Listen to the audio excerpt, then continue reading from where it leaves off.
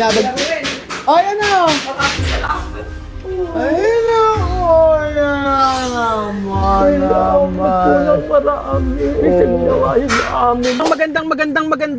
Magandang araw po sa inyong lahat mga amigo. Taste from the Greens dito sa Nueva Ecija. This is the best. Sarap ng milk tea nila. Walang milk tea. Yung kanilang jasmine, yung kanilang green tea, sobrang sarap. 0% sugar. Talagang refreshing. Yung kay Belgian ay milk tea. Yan po. So, wala ako masyadong ginawa ngayong araw, kaya ayan po. Humarbat. Bumili ng halaman. Magandang araw po sa inyo lahat mga amigo. Ito ang aking stress reliever. Ang bumili ng halaman at maghalaman. So, ngayong araw po mga amigo ay excited ako ipakita sa inyo kung ano na yung natapos dito sa bahay nila Ate Janet at Ate nila Maren Jessica at saka po eto po, sinisimulan na po yung bahay nila Ate Bebe. For sure ay may natapos po. Titingnan natin mga amigo ang kanilang mga ginagawa. So, eri na po siya. Wow! Ay, okay na. Ito na po. Kami tao. Magandang araw po. Ay, kuya. Sige po. Patulog po na kayo. Ayan na. Oh, di ba meron na siya? Ayan na. Binabagbag na ba? Bukas na lang daw po. Nilalagyan pa ng bubong. Hello po. Binubugtungan na? Oh, ano na pala, ano sila. So, ito na po. Ano problema?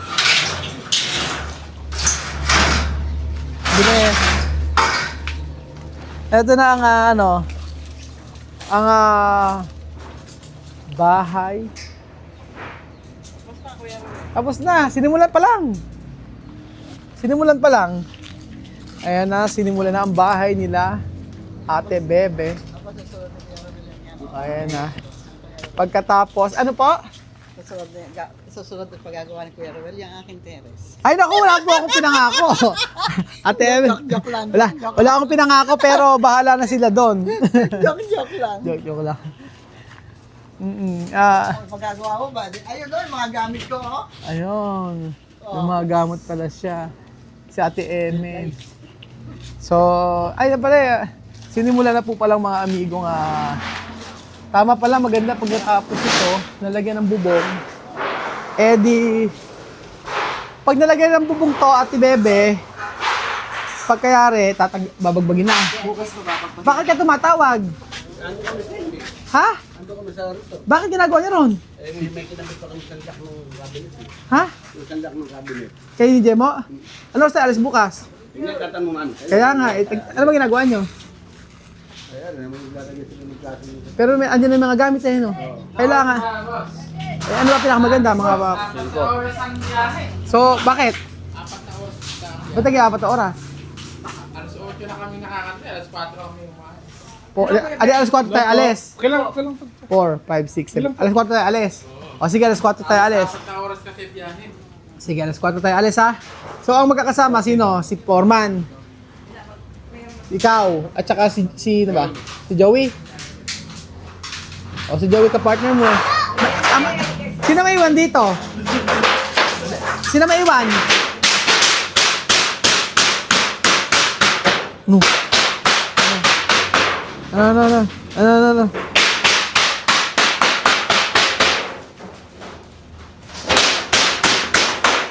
bagbag na pala. Si alam na tutulog dito.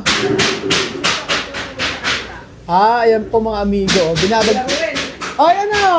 Salamat po. Ayun ako. Yan naman. Marami. Kasi ginawa yun sa amin. Pati po sa mga sponsors. Oo. Salamat po. Oo nga. Maraming salamat po talaga. Oo nga eh. Yun na, sinisimulan na yung ano mo, yung bahay mo. Diba? Gaganda na yung bahay mo. Dati, ganyan lang. O ngayon, tuturingan natin yan. Opo. Tapos Sa mga sponsor po sumulong sa atin. Maraming salamat po sa kanilang lahat. Hindi po dito natatapos ito, Kuya Ruel. Oo. Ito pong pinagkaloob na to sa amin. Pag-iingatan namin, sisinupin. wala pa yan. Maraming After, salamat po. after niyan, meron pang pinadalang pera si Ate Katie para sa gamit. So, yung pera na yon, yun yung bibili natin ng gamit. Opo, kung ano po. Ate Katie, maraming salamat po. Pagpalain po kayo ng Panginoon sa ginagawa niyo kapatiran. Tita Mariton, thank you so much. Sister Magita, salamat po. Sobrang tungtunga ka, ano? Opo, Kuya Ruel, isa na lang po ang problema ko talaga. Ano? May problema pa, ano? Gusto ko po magkaroon ng sarili kong electric meter. Electric meter? Ano yung electric meter? Kuryente. Oo. Wala pa akong kuryente. Nakikipagkat na lang ako sa kanila para po Nakikidikit ka lang. malubos na yung kaligayahan. Wala Oo. po akong sariling kuryente talaga. Kasi bawal nga yun O, eh. tsaka minsan po nagkakaroon ng problema. Oo, ganito gawin natin. Pinakamaganda, i-ano natin. Kasi sa isang ano kasi, hindi po pwede kasi talaga na magkakasama. Opo. Oo, ang maganda, I-share lang po ako sa kanila. Oo. Mahirap. Gusto ko po. Oo. Ayos na yung tirahan ko. Sana po sarili ko kayo. Maganda kasi sarili kuryente. Yun nga din yung naisip ko. Oo, kasi kasi kahit ano po yung ano niyo, kunyari halimbawa po gumamit kayo ng ganito kuryente, yun talagang ginamit nyo, yun yung babayaran nyo. Opo. Tsaka hindi po kasi tama yung ano, Nakikishare. nakikishare. Total naman nakikishare kami po. Ngayon, ayusin natin. Opo. Mas maganda yung legal. Oo. Kasi syempre, yun nga din sasabihin ko sana na ayusin natin. Kasi ang gagawin natin, i-apply nyo lang naman. Opo, i-apply. Ikaw na mag-aasikaso, ako na magbabayad. Maraming salamat Diba? po. Opo. Ganun na lang. Opo. Mas maganda kasi may sarili kang kontador. Opo, totoo. Oo. Kasi pag yung dito kasi sa lugar nyo na to, magkakasama kayo, actually, pwede naman yon talaga na isa lang. Opo. Kasi parang isang buong bahay lang to. Pero kasi iba-ibang pamilya kayo, mas maganda ihiwalay. Kanya-kanya. Kanya-kanya, oo. Kasi pagka hindi mo kanya-kanya yan, gumamit ng malakas yung isa. Diba? Sa akin naman po walang problema. Siyempre ako yung nakikishare, ako yung nakikisosyo. Oo. Wala akong problema kahit mas malaki yung... Mas malaki binabayaran mo. Hindi naman po ako nagre-reklamo sa part na yun. Oo. Kaya lang po gusto ko po talaga magkaroon ng sarili. Oo. Mas maganda po kasi talaga yung sarili sa Sabi inyo. po kasi ng kapatid ko, baka naman maayos na yung bahay mo, baka naman pwede ka na magsarili ng kuryente. O Yung kapatid mo nagsabi. Opo, kakakilala sister at sisikapin ko magkaroon ako ng sariling kuryente. Okay, ganito.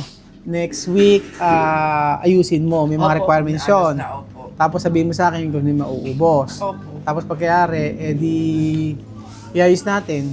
Opo. Yan, oo. Naku, Kuya Ruel, maraming Diba? salamat po. Okay na. Opo. Huwag ka masyadong baka mamaya kung high blood kayo Minom na po ako ng gamot. Minom kang gamot. Minom na po ako. Pero kasi mo, by next week yan, Okay na. tatanggalin na yan. Opo. Baka nga bukas magtanggal na tayo. Magbabakit lang po sila. Oo, bukas magbabagbag na tayo. Sinimula na po yung bahay ni Ate Bebe. Grabe. So dati makikita nyo ganyan siya. So titingnan po natin pagka natapos ito. Alam nyo, sa totoo lang, marami din akong problema pero hindi ko kasi masyadong iniinda yung mga yan eh. Sila nga tingnan nyo. From dating ganito tapos magkakaroon ka ng magandang bahay.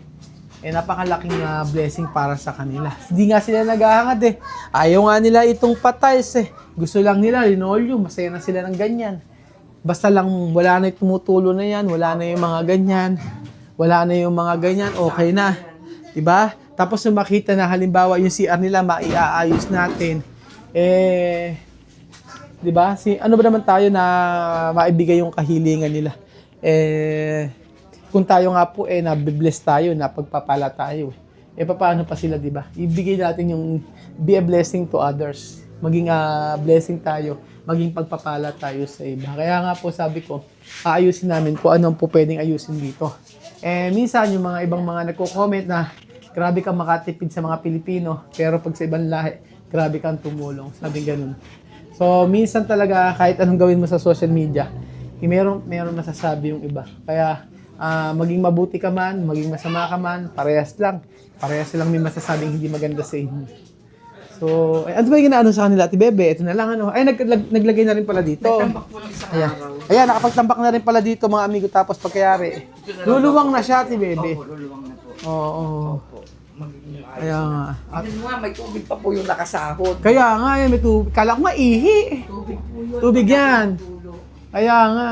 3 nights na po kami hindi natutulog dito. Ato yun na eh. Dito na po kami tutulog sa Oo. lock bed nila Janet. Kaya nga, sinimulan na po kasi yung bahay na Ate Bebe. Ayan po. Nung isang araw pa actually to. Kaya nga lang, Umuulan. umuulan. So, hindi naman ako nakakapunta rito. 2 days po sila. Oo. Tapos, pagkayari, ayusin natin. So, isipin nyo, yan. Pero parang mas malaki na may Ate Bebe.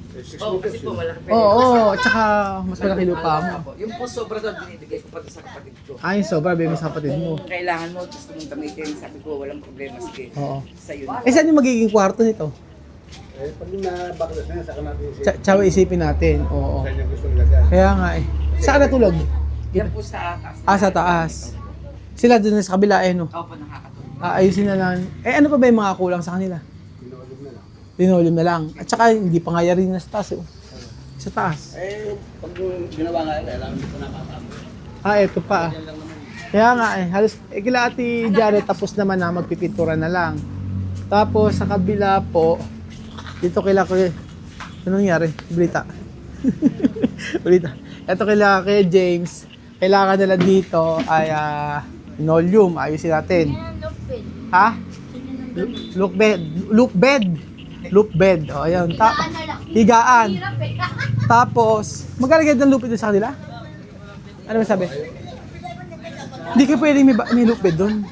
May bata. Oo. Baka gumulong. Malilikot yung mga bata. Nari eh. Diyan lang po maakyat eh. Dito nga lang umaakit eh. Kay Janet eh. Sabi ko nga meron akong bed doon, ibibigay ko na lang yung bed ko kung gusto nila. Meron akong ano doon, meron akong higaan. Opo. Bibigay ko na sa kanila. At least magagamit. Diba? So, eto po mga amigos, sinimulan na po yung kanilang tirahan. Ang tirahan po ni Ate Bebe. O, yan po ang bagang bahay ni Ate Bebe na kung saan ay sinimulan na po at nagbubungan. Bukas po ayusin pa yan. Hanggang dito po yan. Tapos, so, kung hindi nga nag-uulan, ang dami nang natapos. Pero kasi nag-uulan po. So, ayun po mga amigo. Thank you so much po. At grabe, medyo ako naantig ako sa mga pinagsabi at ni Bebe. Grabe yung pagyakap niya sa akin. Talagang medyo, grabe yung pagiging emotional niya.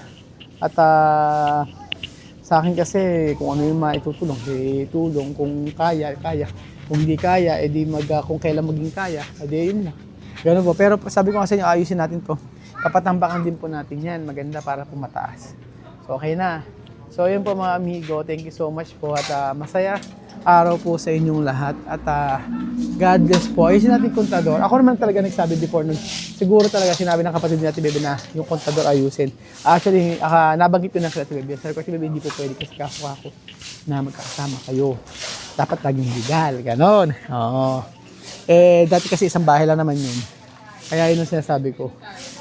Maging legal, bawat isa merong kontador para yung babayaran nila ng kuryente ay mismong ginamit nila. So yun po mga amigo, thank you so much po at ito unang pabahay natin sa mga Pilipino. Gagawin ko ang lahat, gagawin kong best ko para mas mapaayos natin, mapaganda natin yung bahay na ito. So sa mga susunod nating project, magawa natin. So ito kauna-unahang pabahay natin sa mga Pilipino. Siyempre, masusundan pa yan. Kaya abang po kayo. Thank you so much po mga amigo at God bless po. Meron na tayong napipisa.